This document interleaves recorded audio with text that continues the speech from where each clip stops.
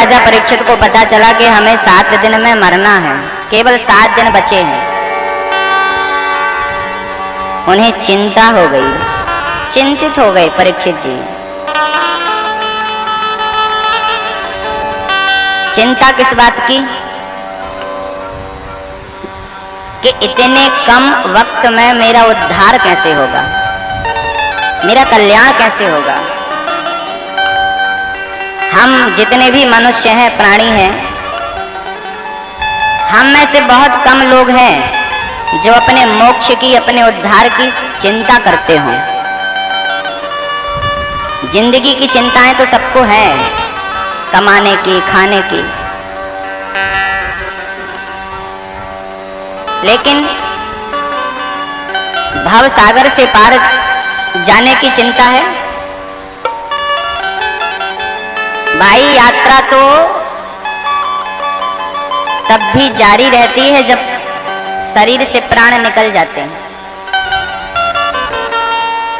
अच्छा, शरीर से प्राण निकल जाते हैं तो निकल जाते हैं मतलब निकल कर जाते हैं।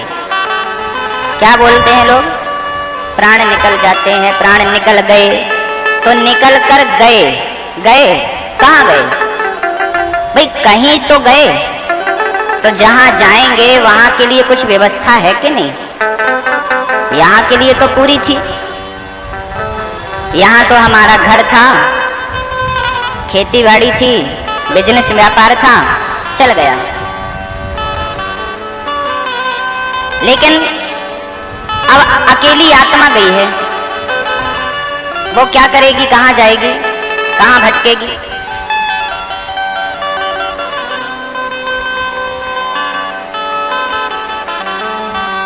उसके लिए पुण्य चाहिए।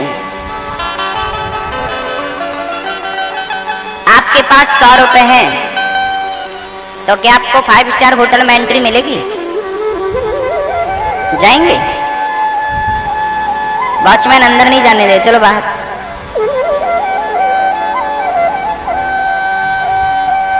ऐसी जब आपके पास पुण्य नहीं होंगे ना, तो आपको स्वर्ग में प्रवेश नहीं मिलेगा,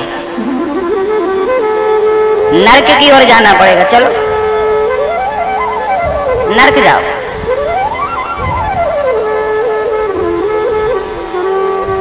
इसलिए पुण्य आवश्यक है, अति आवश्यक है। राजा परीक्षित को चिंता है, मैं मरने वाला हूं। हमारे जीवन में भी 7 दिन है। अच्छा, राजा परीक्षित को तो पता था कि हमें आज से 7वें दिन मरना है, पर हमें तो यही नहीं पता कि हमें मरना कब, कल ही मर जाए, परसों ही मर जाए, आज ही मर जाए। हमारा तो एक पल का ठिकाना नहीं है, उनका तो फिर भी 7 दिन की गारंटी थी। हमारी आपकी गारंटी है? कब तक है? कोई नहीं जानता कब तक है। हम सब सोमवार से लेकर रविवार तक सबके लिए 7 दिन नियुक्त किए गए हैं ईश्वर की ओर से। इन 7 दिनों में ही आपको अपने कल्याण के बारे में सोचना होगा।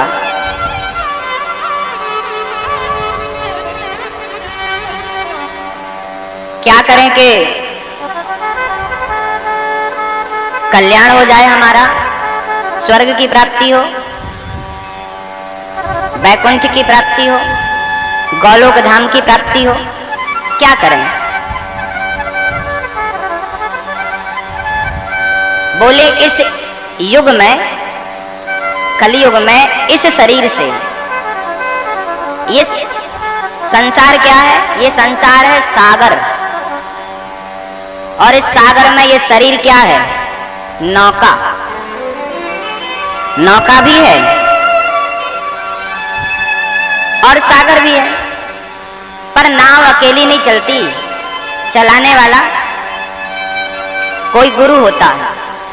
चलाने वाला कौन? कोई गुरु। तो आपके लिए तो नौका है और गुरु भी है। अच्छा, नाव चलाने के लिए ना वो 2 ऐसे ऐसे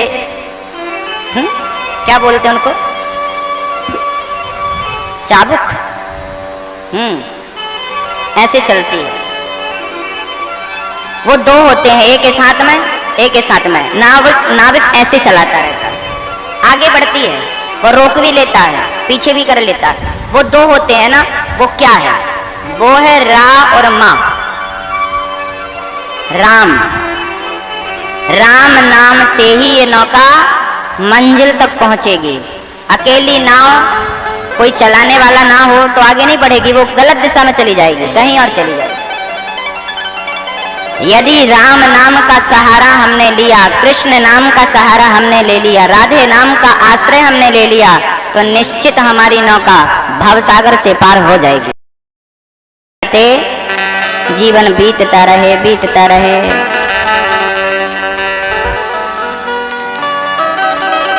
आंखों से आपका दर्शन होता रहे, कान से आपकी कथा सुनता रहूं, इन हाथों से आपके चरणों की सेवा करता रहूं, इस मस्तक को आपके श्री चरणों में रखता रहूं, इन पांव से चलकर कथा कीर्तन तक जाता रहूं, इस जिह्वा से कीर्तन करता रहूं, आपकी कथा सुनाता रहूं।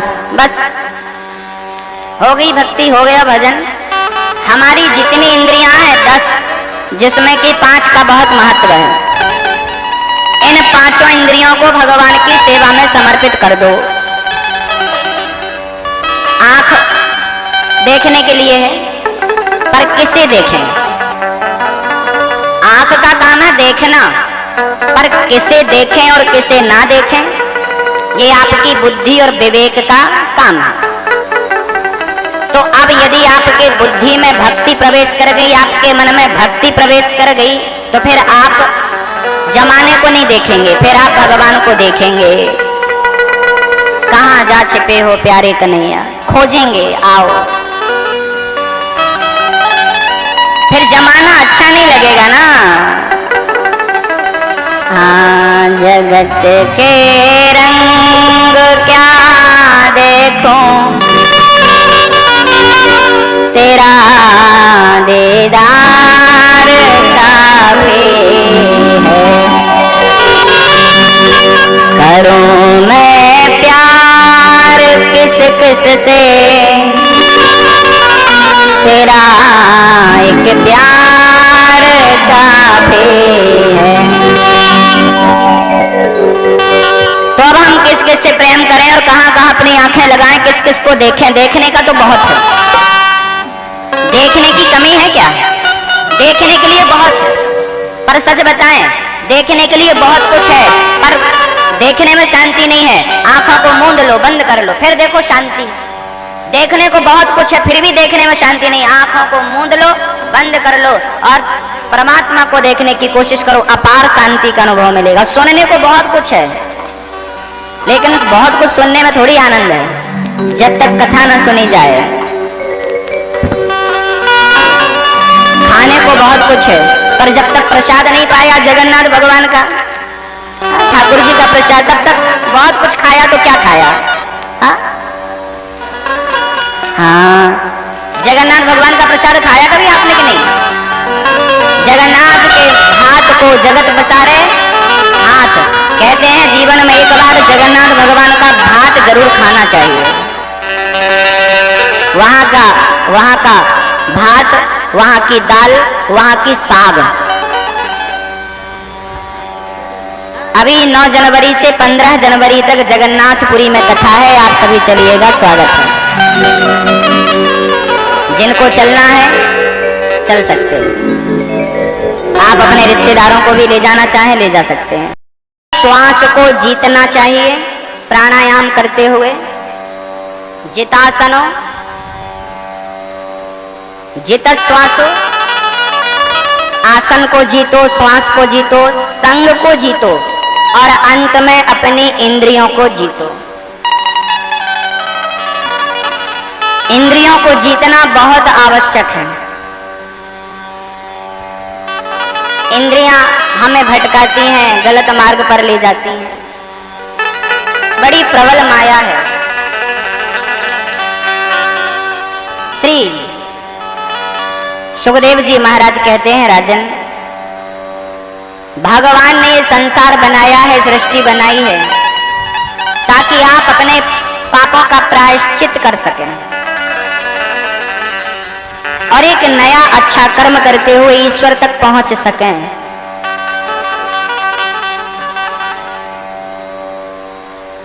इस सृष्टि में जब कुछ नहीं था, आपको लगता होगा कि ये संसार किसने बनाया इतना बड़ा, तो पता चला कि भगवान ने बनाया। फिर प्रश्न खड़ा हुआ कि फिर भगवान को किसने बनाया, है ना? ये प्रश्न लगभग खड़े होते रहते हैं।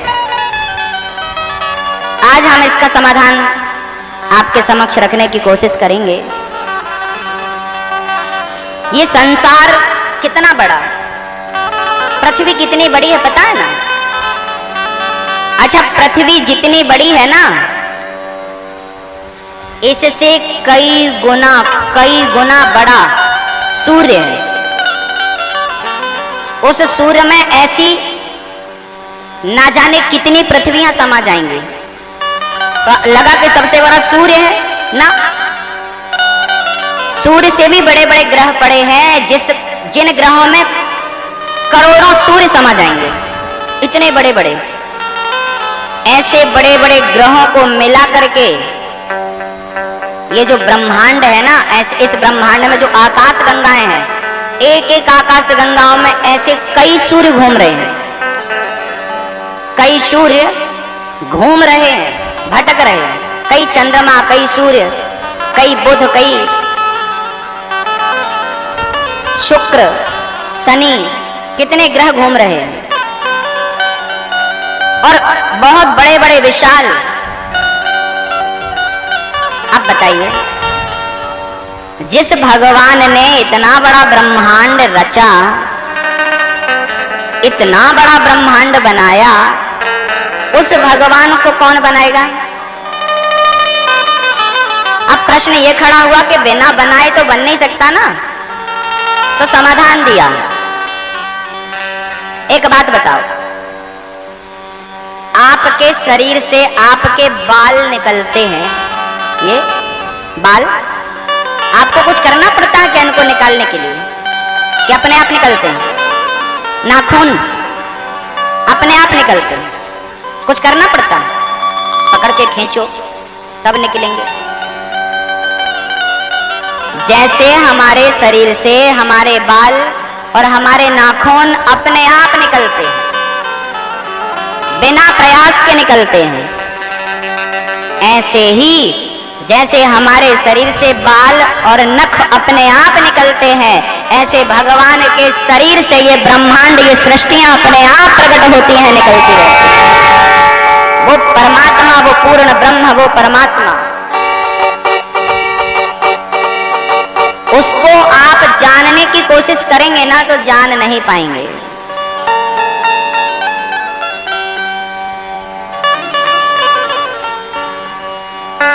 जान नहीं पाएंगे। इतना बड़ा ब्रह्मांड हम कितना समझेंगे, कितना खोजेंगे। रामचरितमानस में लिखा है, ब्रह्मांड निकाया निर्मित माया, राम राम प्रतिवेद कहें।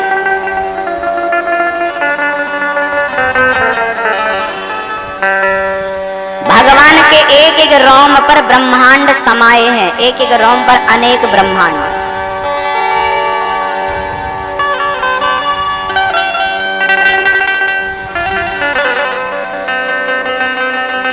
अच्छा, ये पंखा चल रहे हैं, सारे पंखा, इनको चलाने वाला कौन है? ये माइक चल रहा है, इसे चलाने वाला कौन है?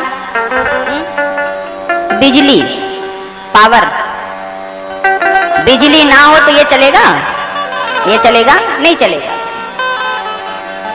जैसे बिजली का पावर इन सबको चला रहा है, लाइट जल रही है, पंखा चल रहा है, कूलर चल रहा है, हीटर चल रहा है, एसी चल रही है, वॉशिंग मशीन चल रही है, सारे उपकरण चल रहे हैं। जैसे एक बिजली इन सबको चलाती है, ऐसे एक परमात्मा चींटी से लेकर हाथी तक को सबको चलाता है।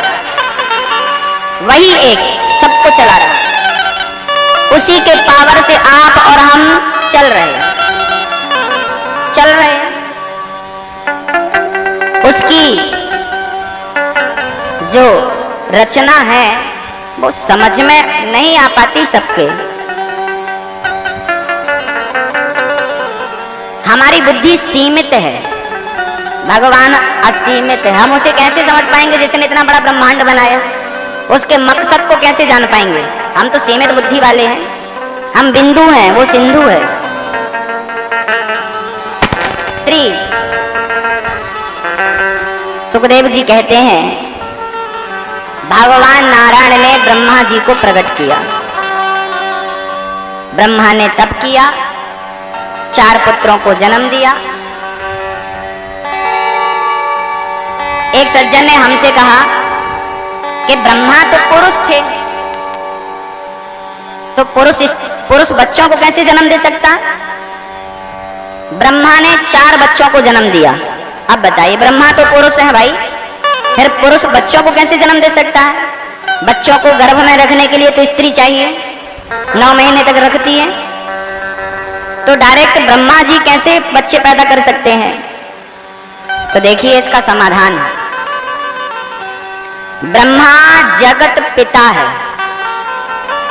कोई हम लोग अपनी बातें करते हैं, ये हम लोग नहीं कर सकते, एक पुरुष बच्चा पैदा नहीं कर सकता, लेकिन ये बात ब्रह्मा पर लागू नहीं होती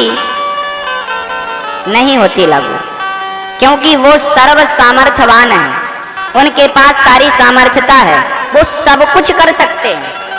उन पर हमारी ऐसी बुद्धि ना हो कि ये काम वो नहीं कर सकते। ब्रह्मा के शरीर से, ब्रह्मा के मन से जो पुत्र हुए हैं वो ब्रह्मा के मानस पुत्र हुए, मन से उत्पन्न। उन्होंने कह दिया कि भाई बच्चे होने चाहिए, हो गए बच्चे, 4 बच्चे हुए, सनक, सनंदन, सनातन, सनत कुमार।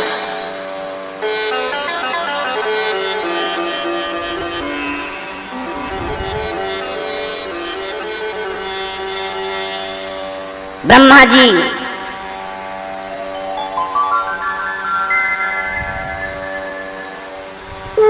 आगे मनु और शत्रुपा को जन्म देते हैं। मनु शत्रुपा से कहते हैं, जाओ बेटा सृष्टि बढ़ाओ, सृष्टि करो। मनु जी कहते हैं सृष्टि करो, पर पृथ्वी का तो पता नहीं है। हिरण्यकश्यप नाम का दैत्य था, उन्होंने पृथ्वी को पाताल में छिपा दिया था। तुरंत वाराह भगवान प्रकट हुए और उन्होंने हिरण्याक्ष को मारकर पृथ्वी की स्थापना करी। मनु और शत्रुपा के द्वारा 5 संतान हुई, 3 बेटियां 2 बेटे। आकुति, देवहूति, प्रसूति बेटियां, प्रियव्रत, उत्तानपाद 2 बेटे। आकुति का विवाह रुचि प्रजापति से किया जो ब्रह्मा के पुत्र हैं। देवहूति का विवाह कर्दम से किया जो ब्रह्मा के छाया पुत्र हैं। कर्दम जी की बड़ी अद्भुत चर्चा है। सूत जी कहते हैं, सौनक जी कहते हैं, गुरुदेव हमें जरा ये चर्चा विस्तार से सुनाइए। तब सुनाते हैं कि सुनो, देवहूति राजा की बेटी थी, मनु राजा की बेटी देवहूति। महलों में रहना, सोने की थाल में खाना, बहुत सुख सुविधाएं थी। विवाह कहाँ हुआ? बोले जंगल में एक झोपड़ी पर, घास की झोपड़ी के नीचे रहने वाले श्री कर्दम जी तपस्या कर रहे थे। तपस्या करते करते वर्षों बीत गए। एक दिन मनु जी अपनी बेटी को लेकर पहुंच गए, महाराज हमारी बिटिया को स्वीकार कर लो। कर्दम जी बोले कोई बात नहीं, आप आए हैं ठीक है, पर अपनी पुत्री से पूछ लो कि हम जैसा बुढ़ा चलेगा कि नहीं, क्योंकि कर्दम जी ना बूढ़े हो गए थे तपस्या करते करते। और देवहूति अभी सुंदर थी, जवान थी। देवहूति बोली कोई बात नहीं, जैसे पिताजी की मर्जी, हमें स्वीकार है। वहीं जंगल पर दोनों का विवाह कर दिया, अग्नि प्रज्वलित करके फेरे करवाए, वहीं विवाह संपन्न हुआ और मनु जी अपनी बेटी को वहीं छोड़ के घर आ गए। कल तक राजा की बेटी आज एक छोटी सी कुटिया, घास की कुटिया पर जीवन यापन करने लगी। और कर्दम जी शादी भई और वो बोले देवी जरा बैठना, मैं पूजा करके आता हूँ। वो पूजा करने गए तो उनका ध्यान ऐसा लगा, समाधि लग गई। 40 वर्षों तक वो समाधि में बैठ गए और यहाँ नई नवेली दुल्हन बैठी रही। लेकिन धन्य है देवहूति। ये चर्चाएं क्यों मिलती हैं कथाओं भागवत में? क्योंकि हम इससे सीखें। पहले की बेटियां कैसी थीं, आज की बेटियां कैसी हैं? पहले का पुरुष कैसा था, आज का पुरुष कैसा है?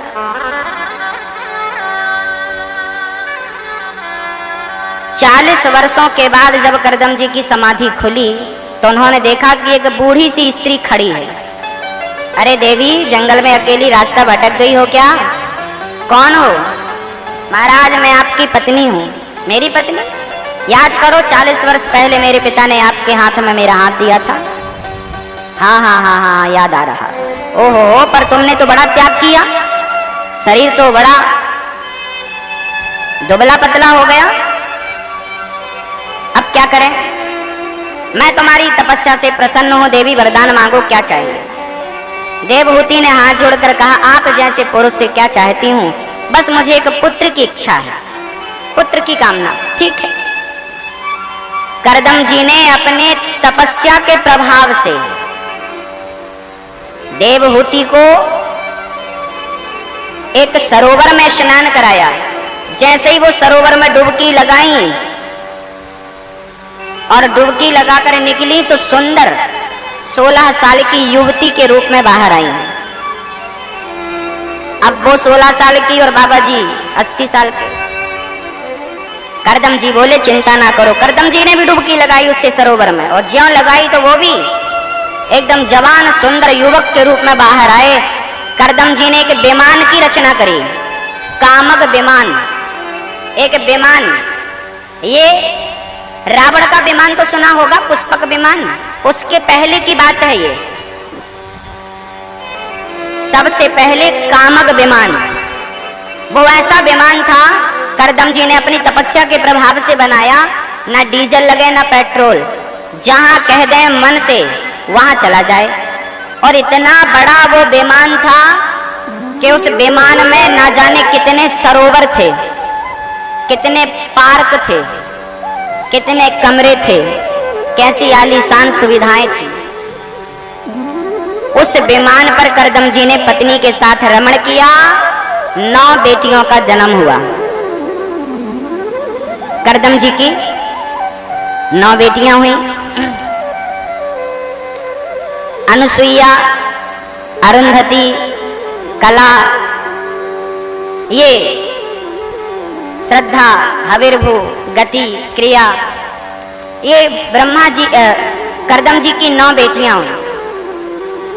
ब्रह्मा के 9 पुत्रों से इनके विवाह को संपन्न किया गया।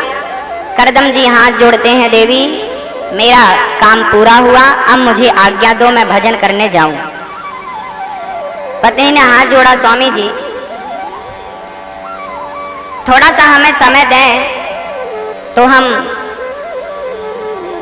एक प्रार्थना करें। जी जी कहिए। देवहूति ने कहा कि हमें एक पुत्र की कामना है। आप चले जाएंगे, बेटियां अपने घर चली गई, हमारा कौन सहारा बनेगा? ठीक है। करदम जी रुक गए और एक पुत्र हुआ, नाम रखा कपिल। करदम जी ने देखा बेटा हो गया, तुरंत घर छोड़ करके करदम जी जंगल में ध्यान लगाने, भजन करने चले गए। सीधी सी बात है, जब बच्चे हो जाएं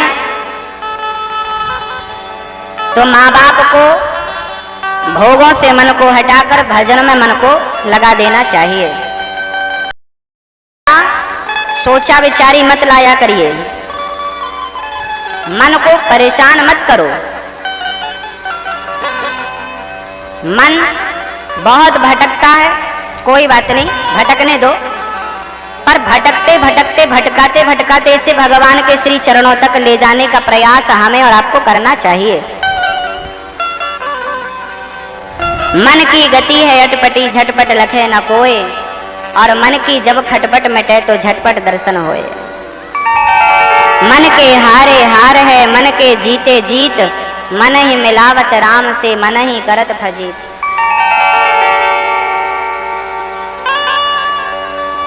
मन बड़ा चंचल है, बड़ा परेशान करता है।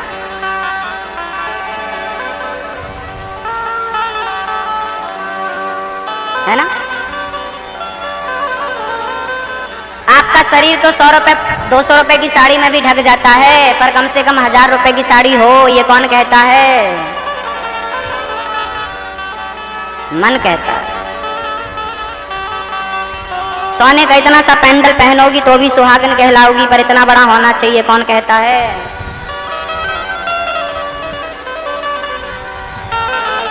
गुजारा तो घास की झोपड़ी में भी हो सकता है, लेकिन बंगला चाहिए, बंगला आलीशान, कौन कहता है? मन।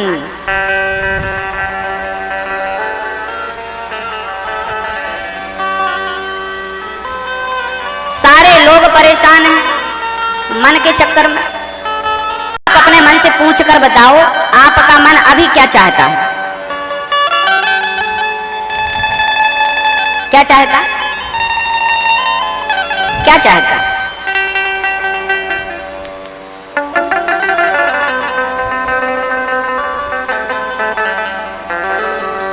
देखिए, परेशान होने की जरूरत नहीं है। ये जिंदगी ना परेशान होने के लिए ईश्वर ने नहीं दी, सुखी रहने के लिए। प्रसन्न रहा करो, प्रसन्न, हंसते रहो, खिलखिलाते रहो, प्रसन्न रहो। शाम हमारा काम धंधा अच्छा नहीं चल रहा, बड़े परेशान है, कुछ इनकम नहीं हो रही है, पैसे नहीं आ रहे हैं। अच्छा, कुछ तो आ रहे होंगे,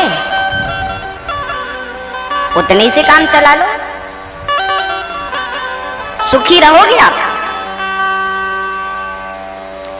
एक सज्जन थे रतलाम के,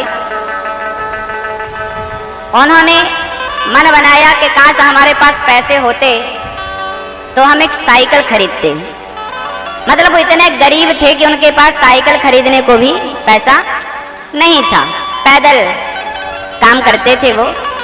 उनकी बड़ी इच्छा थी, तमन्ना थी, एक साइकिल, इतना पैसा हो जाए कि साइकिल खरीद लो। हाँ हाँ हाँ, वो दिन रात मेहनत करते और साइकिल। इसी रतलाम में एक सज्जन और थे जिनका लाखों का कारोबार था, करोड़ों का। उनको लगा कि हमारा ये काम बन जाए तो फिर हम एक 40-50 लाख की गाड़ी खरीदेंगे, बड़ी आलीशान। लो भैया, संयोग दोनों का एक साथ आया। जरा देखिएगा, साइकिल का विचार जो लिए था, उस दिन उसको पैसे मिल गए मेहनत के, उसने साइकिल खरीदी। और उसी दिन उसने भी, एक करोड़पति आदमी ने भी अपने लिए 40 लाख रुपए की एक गाड़ी खरीदी।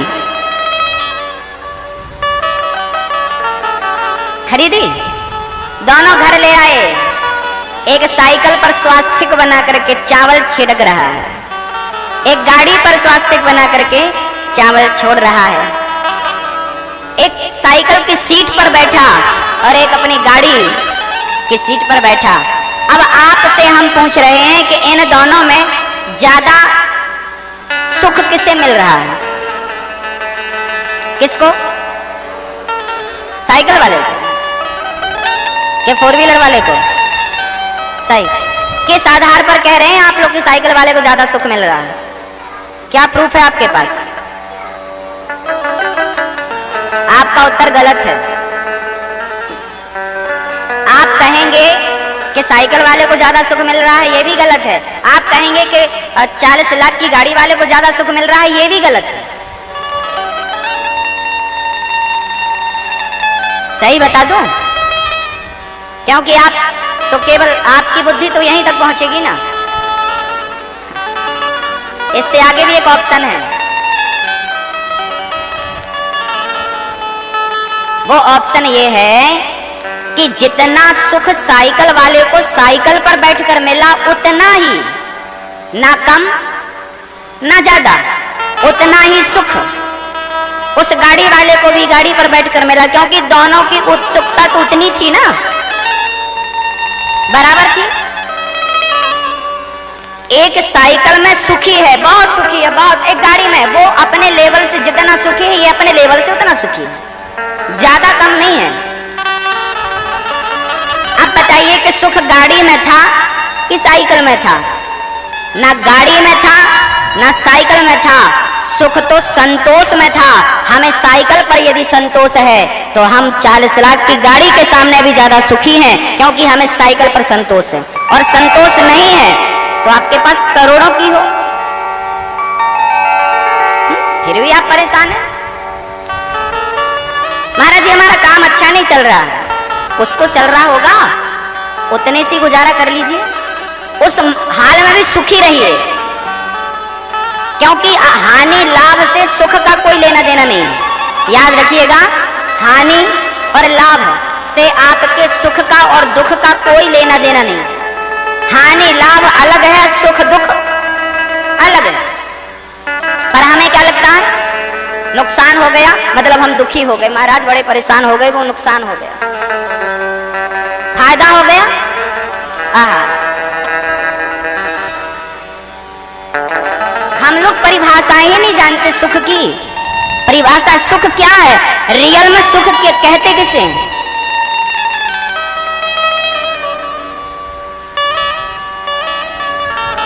अभी मैं 4-5 दिन पहले न्यूज देख रहा था, तो न्यूज में मुझे एक बात दिखाई पड़ी, सुना। चीन, चाइना में एक आदमी 54 साल की उम्र का, उसने 19 साल में 2.5 लाख करोड़ की संपत्ति इकट्ठी कर ली।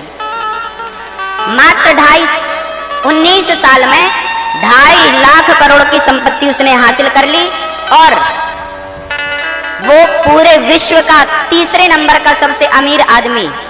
54 साल की उम्र है और अभी उसने पूरी प्रॉपर्टी, 2.5 लाख करोड़ कितना होता है आपको पता होगा, पूरी संपत्ति अपने बैंक के मैनेजर को दे दिया, अपने बेटे को नहीं, आपकी तरह।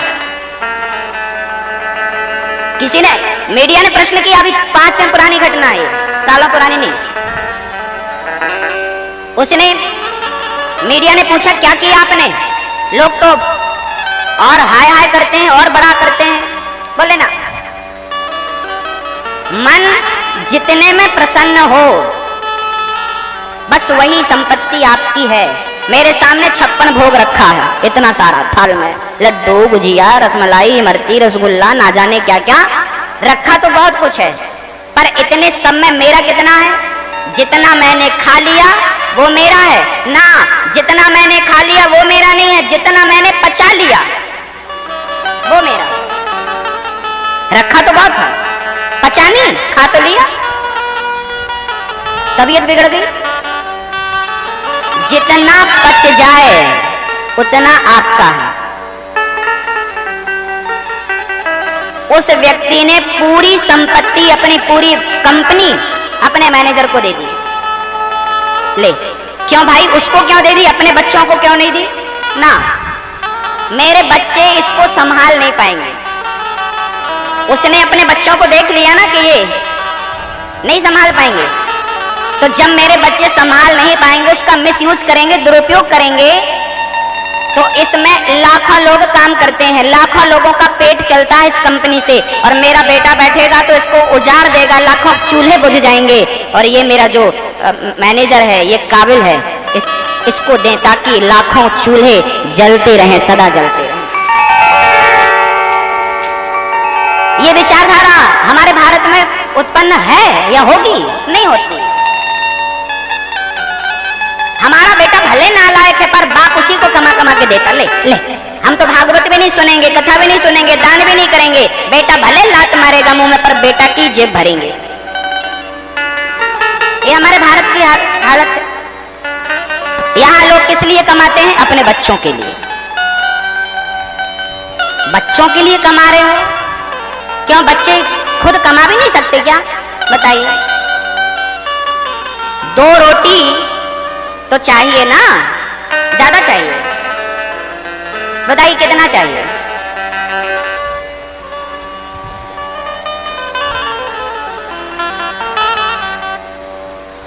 थोड़ा सा अन्न चाहिए, पेट भर जाता है।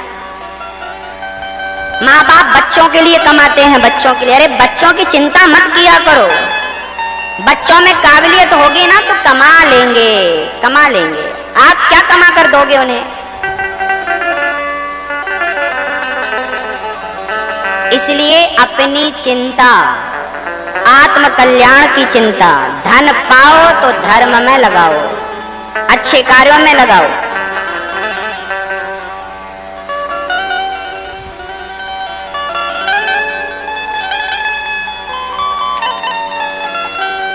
एक राजा ने एक भिखारी से कहा, जा 5 घंटे में तू जितना, जहां जहां से तू दौड़ के निकलेगा वो जगह तेरी हो जाएगी। जिस जिस जगह को तू पार कर लेगा तेरी हो जाएगी, जा। 5 घंटे में वो लगाया दौड़ भिखारी। ये जितना वो अंदर कर, एक घेरा बनाना था गोल, वो जितना बना लेगा वो उसका। अब वो लगा दौड़ने के लिए, ना पानी ना भोजन, दौड़ता जा रहा, दौड़ता। देखो भिखारी था, कल तक एक रोटी के लिए मोहताज था। अरे 2-4 एकड़ जमीन मिल जाती उतने में तेरे लिए बहुत थी। नहीं, वो लगाया दौड़, लंबा निकल गया, लंबा निकल गया। अब वापस भी तो आना था और समय केवल 5 घंटे का था। अब वो जब वापस आया ना तो बड़ी उसने घड़ी देखा, बोले अभी 10 मिनट हैं, बोले ये चक्कर और लगा के आता हूँ। और जैसे ही वो चक्कर दौड़ के लगाने गया और जैसे ही वो आया, चूंकि 5 घंटे से वो दौड़ रहा था, लालच दौड़ा रहा था, और जैसे ही वो आया दौड़ते दौड़ते रुका, उसके प्राण निकल गए। प्राण निकले तो धड़ाम से गिर पड़ा, और जब गिरा तो उसके शरीर से कितनी जमीन दबी? 5.5 फीट और 2 फीट चौड़ाई और 5.5 फीट लंबाई। बस कितनी है उसकी? 3/6 कह लो।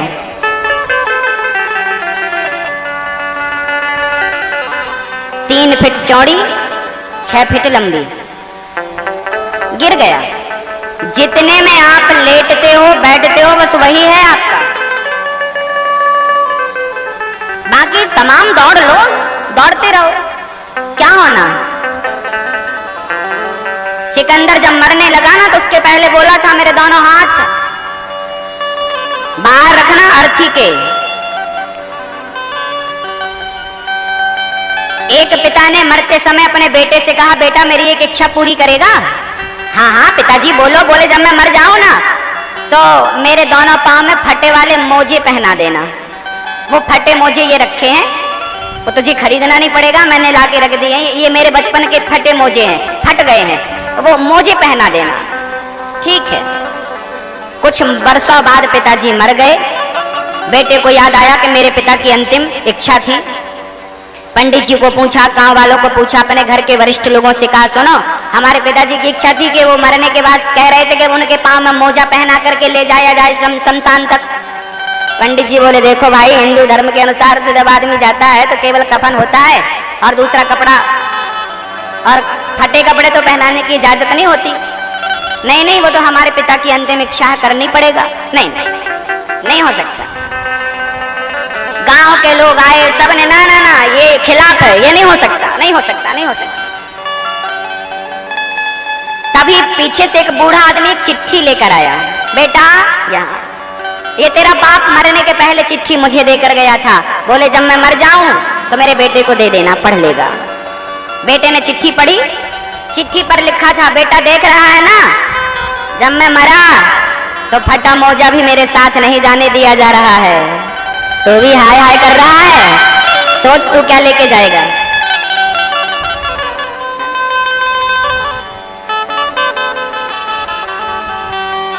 इसलिए जो हम दान करते हैं, समाज की सेवा करते हैं, वो हमारा होता,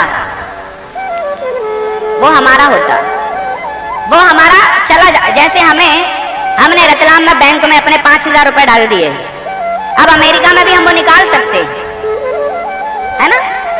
रतलाम में 20,000 रुपए हमने बैंक में डाल दिए और अमेरिका में हमारा कोई अपना है तो वो वहां निकाल लेगा, निकाल लेगा, बिल्कुल निकाल लेगा।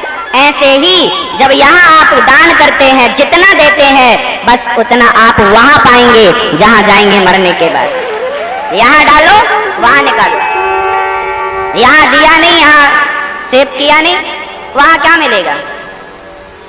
इसलिए दान पुण्य जितना हो हमसे करते रहना चाहिए। दान करे धन ना घटे जो सहाय रघुवीर। राजा हरिश्चंद्र ने दान किया था क्योंकि उन्हें पता था कि यही हमारा है, बाकी इस धरा का इस धरा पर सब धरा रह जाएगा, सब कुछ यहीं रह जाता। इसलिए वहां की भी तैयारियां चालू कर देनी चाहिए। श्री राम वृंदावन में हम कोशिश कर रहे हैं कि एक वृद्धों की सेवा के लिए एक आश्रम बने। आज माँ बाप बड़े परेशान हैं। अभी एक अखबार में हमने पढ़ा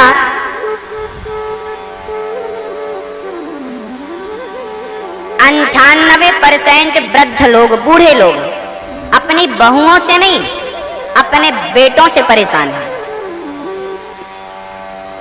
पहले तो लगता था कि बहुएं परेशान कर रही हैं सास ससुर को, लेकिन अब बहुएं नहीं कर रही हैं, स्वयं की संतान बेटे कर रहे हैं।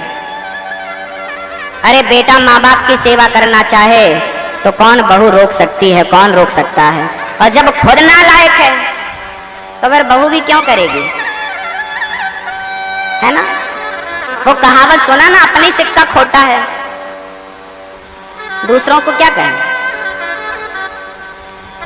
आज माँ बाप की सेवा बच्चे नहीं कर पा रहे हैं, मजबूर है माँ बाप, बुढ़ापा है, कहाँ जाएं? ऐसे कितने माँ बाप आस लगाए हैं।